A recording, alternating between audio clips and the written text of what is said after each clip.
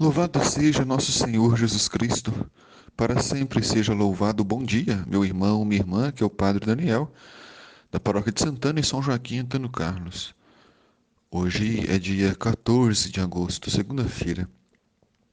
A igreja nos convida a meditar o Evangelho de São Mateus, no capítulo 17, versículos de 22 a 27. Naquele tempo, quando Jesus e seus discípulos estavam reunidos na Galiléia, ele lhes disse: O Filho do Homem vai ser entregue nas mãos dos homens. Eles o matarão, mas no terceiro dia ele ressuscitará. Essa notícia não foi fácil para Jesus dar aos apóstolos. Notícia de morte, de dor e sofrimento. Na mentalidade dos apóstolos, Jesus, por ser o Messias, eles acreditavam que seria um Messias glorioso. Seria de acordo com a expectativa do povo judeu, do povo de Israel, que o Messias seria sucessor do rei Davi com um grande exército que iria, primeiro, expulsar os dominadores de Jerusalém, expulsar os romanos que colonizaram o território da Palestina, território de Israel, a terra de Jesus. Segundo, o Messias seria coroado rei, um rei glorioso e muito poderoso. E essas expectativas mexiam com o coração do povo, porque o povo era pobre, o povo era muito sofrido, dominado pelos romanos, e para eles a vinda do Messias significava prosperidade, riqueza, paz. Mas quando eles ouvem Jesus dizendo que ele vai ser entregue nas mãos dos homens, que ele vai sofrer muito e que será morto, isso não é, a princípio, aceito pelos apóstolos.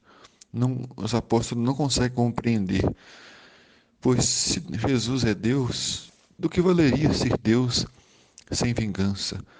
Do que valeria ser Deus sem trazer poder, sem trazer ouro, sem trazer riqueza para o seu povo?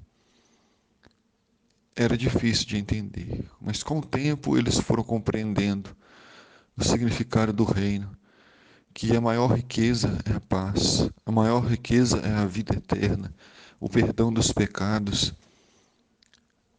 É com o tempo, é com o tempo que se entende. E os discípulos então ficaram muito tristes. Então, essa é a razão da tristeza dos discípulos.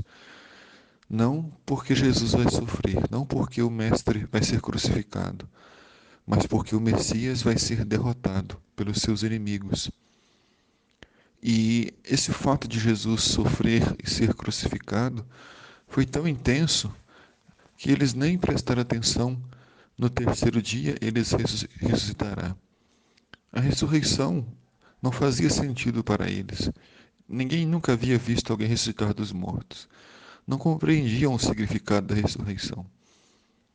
E quando chegaram a Cafarnaum, os cobradores de impostos do templo aproximaram-se de Pedro e perguntaram: O vosso mestre não paga impostos no templo? Esse era um costume de todos os fiéis pagarem imposto ao templo. Seria uma espécie de dízimo, mas só que um dízimo forçado, um dízimo imposto, em que todos deveriam pagar. Jesus era muito pobre, Pedro também, e por isso eles não pagavam, porque não tinham com o que pagar. Mas os mestres da lei, os chefes do templo, os cobradores de impostos, criticavam a Jesus e aos apóstolos como se fossem pessoas rebeldes, sonegadores de impostos. E Pedro respondeu: sim, ele paga. Pedro não quer que o nome de Jesus fique sujo. Pedro não quer que o nome de Jesus seja difamado pela comunidade. Ao entrar em casa, Jesus adiantou-se e perguntou: Simão, que te parece? Os reis da terra cobram impostos ou taxas de quem? Dos filhos ou dos estranhos? Pedro respondeu: Dos estranhos. Jesus respondeu: logo os filhos são livres.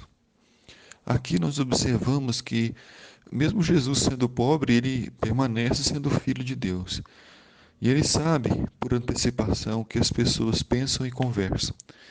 E por isso ele se adianta, porque ele já sabe o que Pedro havia conversado com os mestres da lei e com os chefes dos cobradores de impostos. Por isso ele toca nesse assunto dos impostos.